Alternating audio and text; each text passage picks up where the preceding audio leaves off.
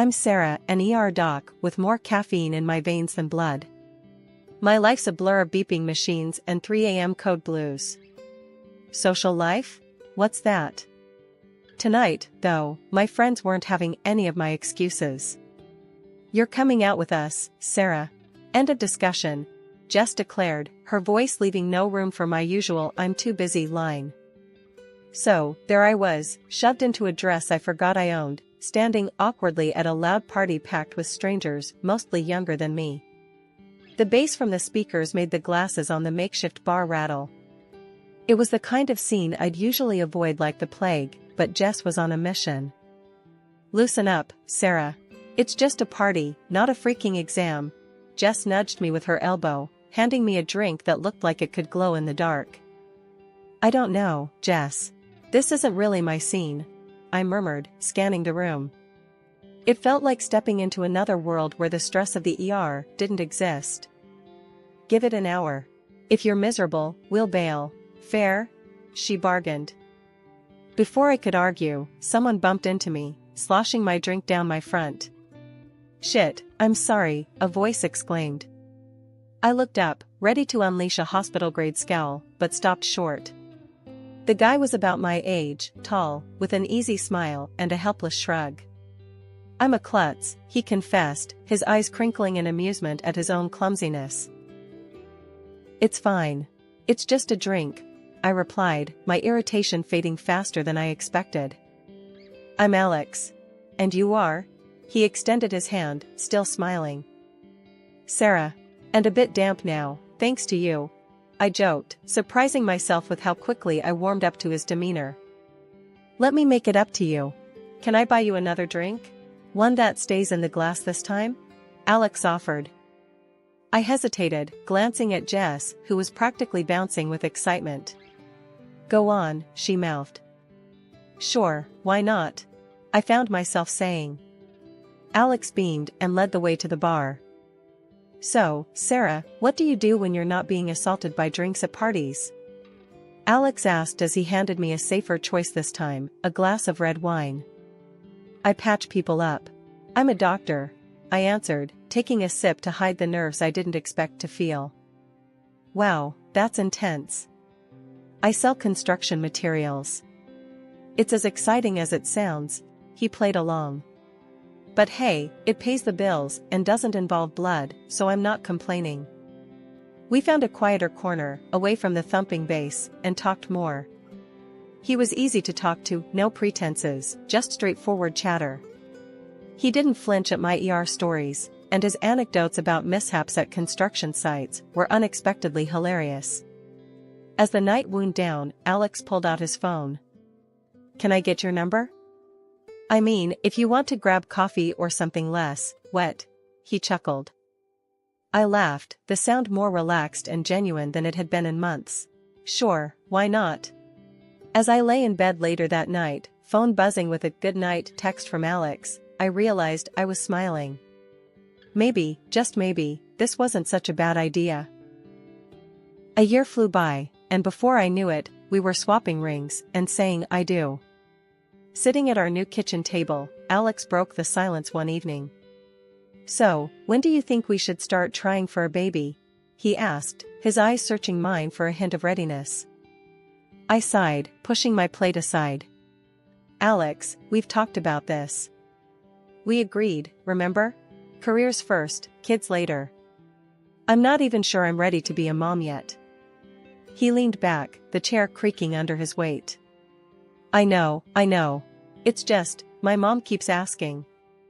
You know how she is. I stood up, feeling the walls of the kitchen close in. We are not having a baby just because your mom can't wait. That's ridiculous. The next few weeks were filled with similar conversations. It wasn't just Alex, his mom called almost daily with the same nagging question. One evening, after a long shift, I picked up her call by mistake. So, any good news yet? She chirped as soon as I said hello. Hi, Linda. No news. We're still not planning on kids right now, I replied, trying to keep my voice even.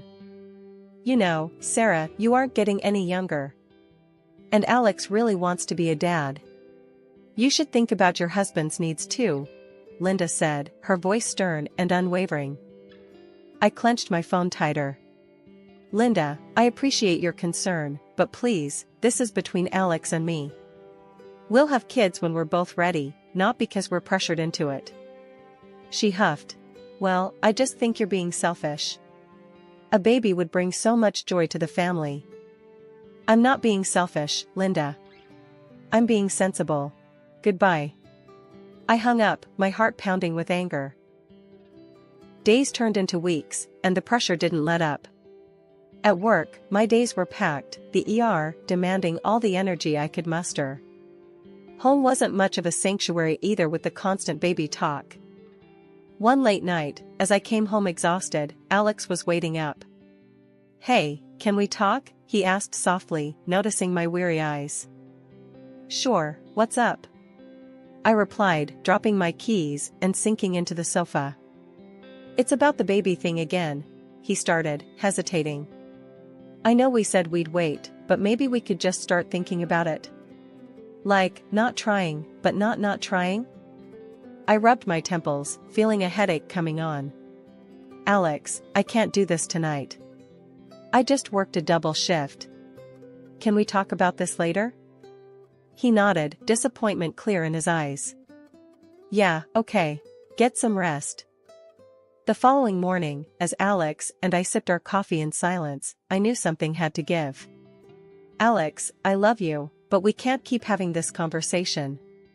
It's wearing me down. We need to stick to our plan, or I don't know how I'll handle it. Alex looked at me, his expression softening. I'm sorry, babe. It's just hard with Mom always on my back. But you're right. We'll do this our way. I'll talk to her, I promise. One evening, coming home earlier than usual, something felt off. The house was quiet, too quiet for someone supposedly eager to see me. Tossing my keys on the counter, I heard voices from the office. Creeping closer, it wasn't the TV, Alex was on a call. Hiding by the doorway, I heard him, yeah, Mom, I know. But it's been months, and nothing. No, she still thinks she's taking her birth control. The floor felt like it dropped from beneath me. My heart pounded so loud, I was sure he'd hear it. You replaced them, right? That was his mother's voice, tinny but clear from the speakerphone. Yes, like I told you. Just vitamins now. If she's not pregnant soon, maybe there's something wrong with her. Alex replied, a casual toss of life-changing deceit. I couldn't breathe, let alone move. When I finally stepped into the room, Alex jumped, fumbling the phone. Sarah, you're home early. Cut the crap, Alex. What did you just say? My voice was ice, each word sharp enough to cut. Alex's face went through 50 shades of panic. Look, we want a family, right? And you said later, but later when? I thought maybe if things just started to happen, you'd. You messed with my meds, Alex? You played with my body like it's some kind of test run? I was screaming now, too loud, too raw. He tried to reach out, probably for comfort, but I slapped his hand away. Don't touch me. You and your mother plotted behind my back, treating me like I'm some broodmare? It's not like that, Sarah. It's just, I want a kid so bad. And Mom, she's always on about it. I thought if you got pregnant, you'd be happy. Happy? I was nearly breathless with rage. You decided to trick me into being happy? We need to calm down. Let's just sit and talk about this. We can fix it, Alex pleaded, his voice a mix of desperation and stupidity. There's nothing to fix, Alex. You broke us. You broke everything. I grabbed my coat, storming past him, his apologies just noise in the chaotic storm inside me. Family means everything to me, so despite the betrayal, I agreed to meet Alex halfway. We needed to clear up any doubts about our health, especially since he'd been messing with my birth control. We decided to get checked out at the clinic where I work, which made me feel a tad more in control of the situation. The day we went in for testing, the clinic was quiet, familiar. I felt my colleagues' curious eyes on us, but they respected my privacy. After the tests, the wait for the results felt like an eternity. Alex tried to make small talk, maybe to ease his guilt, but I just couldn't. When the results came in, I was alone in my office. I opened the envelope with a mix of fear and hope. My results were clear, no issues at all. Then I looked at Alex's. My heart sank reading the words, male infertility due to a physiological issue. It meant that all along, the problem wasn't me, and all his accusations and manipulations were for nothing. I needed a second opinion, just to be absolutely sure. I called up my friend Mara, a reproductologist. "Hey, Mara, can you look over some test results for me? It's important." Mara met me for coffee, and I handed her the documents discreetly. She reviewed them quietly, her expression serious. Finally, she looked up. "Sarah, these results are conclusive. Alex can't father a child. I'm really sorry." The news was a relief and a weight all at once. I thanked her and walked back to the clinic in a daze. How was I supposed to break this to Alex? He wanted kids so badly, he'd deceived me. But telling him he was the reason for our childless marriage felt like kicking him when he was down. So, I made a decision. That evening, as we sat in our living room, the setting sun casting long shadows, Alex turned to me, anxious. "So, what did the tests say?" I looked at him, my heart heavy with the secret I was about to keep. "We're both fine, Alex. There are just some minor issues, nothing we can't handle. We just need to keep trying." He exhaled, relief washing over his face, and I felt a pang of guilt for the lie. "That's great, Sarah. I was worried. We can work through this, right?" "Yeah, we can try." My words felt hollow even to my own ears. We spent the next few days in a tentative peace, but the lie festered inside me. I watched Alex as he started making plans, talking about future kids with a hope that stung my conscience. I tried to feel happy, to share in his optimism, but the truth was a barrier between us. One night, unable to sleep, I slipped out of bed and went to the living room. The moonlight streamed through the window, casting shadows that seemed to mock my turmoil. I dialed Mara's number. "Mara, it's me." I lied to him. Told him we're both okay. Mara was silent for a moment. "Sarah, I get why you did it, but this isn't something you can hide forever. He's going to find out eventually." "I know, but how can I crush him with this? After everything, how can I be the one to break him completely?" "It's not about breaking him, Sarah. It's about being honest with each other. This lie won't help either of you in the long run." Life threw us a curveball when Alex got offered a big promotion. It was a fantastic opportunity for him, but it meant moving to another state. I could see how much it meant to him, how his eyes lit up talking about the possibilities. He wanted it, and he wanted me there with him. Despite everything, our private struggles and the lies hanging between us, I said yes. Family was supposed to stick together, right? Leaving my job at the bustling ER in our hometown was harder than I thought. I loved the place, the pace, and the people. I was part of a team, a community. Moving meant leaving all that behind for a quieter, smaller clinic that, frankly, didn't spark the same passion in me. But I kept these feelings to myself. Alex was riding high on his new job, and I didn't want to be the rain on his parade. Our new life in a new city was different. I landed a job at a private clinic. It was okay, but it lacked the adrenaline rush of my previous ER shifts. I missed my old colleagues and friends terribly. The move also took its toll on our personal life. Alex buried himself in his work, and the issues we skirted around, like the ticking bomb of our non-existent family planning, started to resurface, but differently this time. Every month, like clockwork, Alex's mom would ring him up to ask if there was any good news. I wasn't privy to their conversations, but I could see the change in Alex afterward. He grew more distant, more sullen. One evening, after one such call, he let it all out on me. "We're not getting any younger, Sarah. You're a doctor. Shouldn't you be able to sort this out? figure something out? His words were like slaps, harsh and blaming. I was setting the table for dinner, and his words made me pause, hands trembling slightly. Alex, that's not fair. You know it's not that simple. He scoffed, tossing his phone on the couch. What's not fair is you not doing enough. Maybe if you were home more, instead of always at your new job, things might be different. That's not how it works, and you know it. Being at home more isn't going to change our situation. I shot back, frustration boiling over. His ignorance, or was it denial, about our real issues was maddening. He turned away, muttering something under his breath about how maybe a better doctor would have fixed it already. I wanted to scream, to tell him the truth about his own condition, but I bit my tongue. Telling him wouldn't just hurt him, it could shatter whatever was left of us. So, I swallowed the truth, along with my anger, and kept the peace.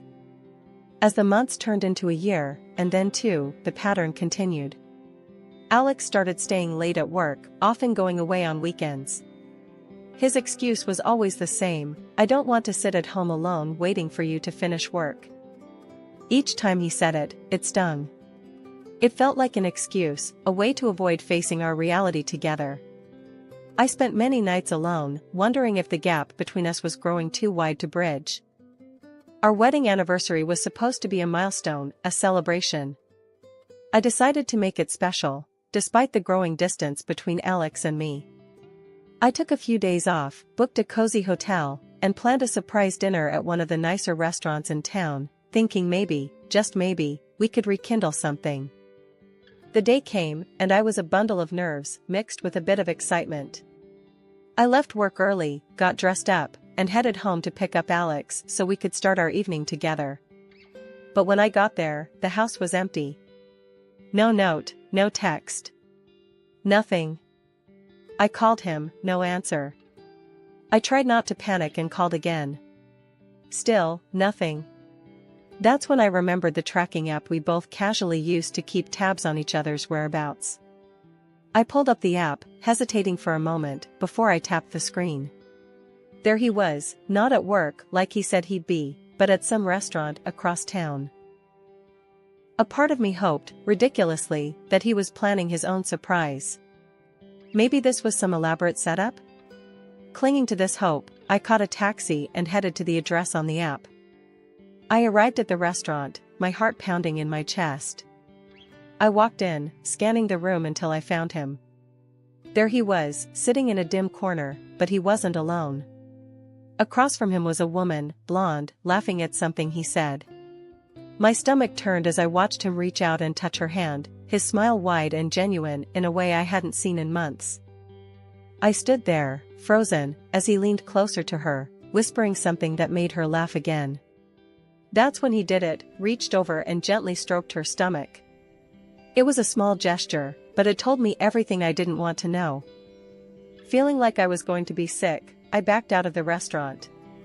Once outside, I let the cool evening air hit my face, trying to collect my shattered thoughts. I should confront them, make a scene, something, but I couldn't.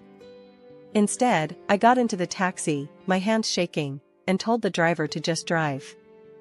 As we moved away, my mind raced. All the late nights, the weekends away. It wasn't just work. It was her. Maybe it had always been her. Suddenly, I remembered the clinic results then, how they said Alex was infertile.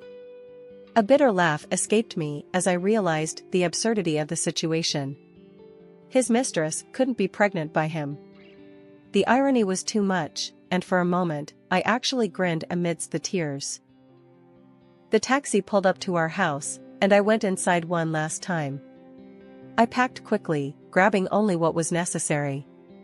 Clothes, some personal items, and my dignity. I left behind anything that reminded me of Alex, of us. With my bags in hand, I called another taxi and directed it to take me to the hotel I originally booked for our anniversary.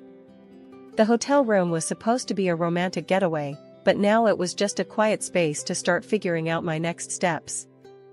The morning after I checked into the hotel, I made a call to a lawyer recommended by a friend. I needed to sort out the divorce, and quick. My husband had tried calling multiple times since last night, but I wasn't ready to hear his excuses. I didn't pick up. At the lawyer's office, he laid out the steps for the proceedings. Given the circumstances of infidelity, you have a strong case for a favorable settlement, he explained, shuffling through some papers. Let's just get this over with, I replied, my tone flat. The lawyer nodded, understanding the urgency, and reached out to Alex to set up a meeting. The day of the meeting, I walked into the lawyer's office to find Alex and his mistress already there. My stomach turned seeing them together, but I kept my composure. As we all sat down, my lawyer wasted no time. We're here to discuss the terms of the divorce. My client demands fair financial compensation given the situation. Alex looked like he was trying to keep cool, but I could see the anger in his eyes. This is just revenge, isn't it? You're doing this because you feel inferior, because you couldn't give us a child, he shot back, his voice rising. The lawyer remained calm. Alex, the fact of your infidelity is not in dispute here. The consequences are clear and supported by the law. This isn't about revenge, it's about justice and rightful compensation. Grudgingly, Alex agreed to the terms, but as we were about to wrap up, his mistress suddenly stood up, wincing and clutching her stomach. It was clear her water had just broken. Sarah, can you? Alex started, panic lacing his voice. She needs a hospital, not me, I said sharply, standing up. I'm not the person you should be asking for help. Nevertheless, chaos ensued, and we all ended up rushing to the hospital with her. At the hospital, the scene was hectic as she was whisked away to the delivery room. Hours later, the news came, she had given birth to a healthy baby boy, but the child was clearly not Alex's. He was black, and both Alex and his mistress were white. Stunned, Alex turned to me, confusion written all over his face. Sarah, is this some sort of mistake? How can this? I couldn't help it, I burst out laughing. It was too much, the irony, the shock on his face. Alex, remember the infertility results? You're not the father. You never could be. His face drained of color as I handed him the divorce papers and the medical certificate that confirmed his condition. As he read the documents, reality hit him hard. He finally understood the full extent of his actions and their repercussions. Leaving the hospital, I felt a strange mixture of relief and vindication. Alex's calls flooded my phone as soon as I walked out, each one begging for forgiveness. But I was done. I blocked his number and didn't look back. Back in my home city, walking into the prestigious hospital where my career really began, I felt a rush of familiarity and relief. It was like stepping back into a life I'd almost forgotten, one where I was valued and respected. My colleagues welcomed me with open arms, their smiles and hearty welcome backs filled me with warmth. However, not everything was smooth. Linda, my ex-mother-in-law, started calling me frequently, her voice always carrying a tone of desperation. Sarah, you need to come back to him. He's a mess without you, she would say, her demands growing more insistent with each call. I tried to be patient, to explain that it was over, but she wouldn't listen. One day, she showed up at the hospital unannounced. Her appearance was disheveled, her eyes frantic. Sarah, you have to fix this.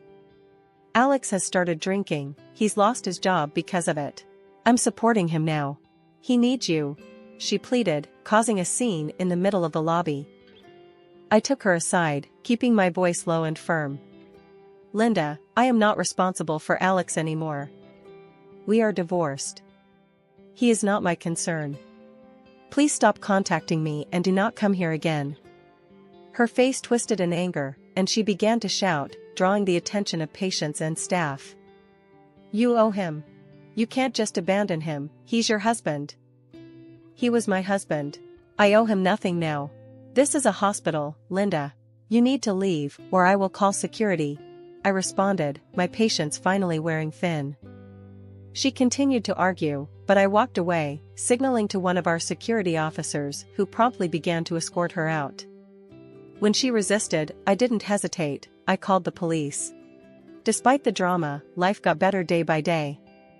I reconnected with old friends and made new ones. I was involved in some groundbreaking projects at the hospital, and my work was fulfilling. The respect from my colleagues and the gratitude from my patients reminded me daily why I loved this job.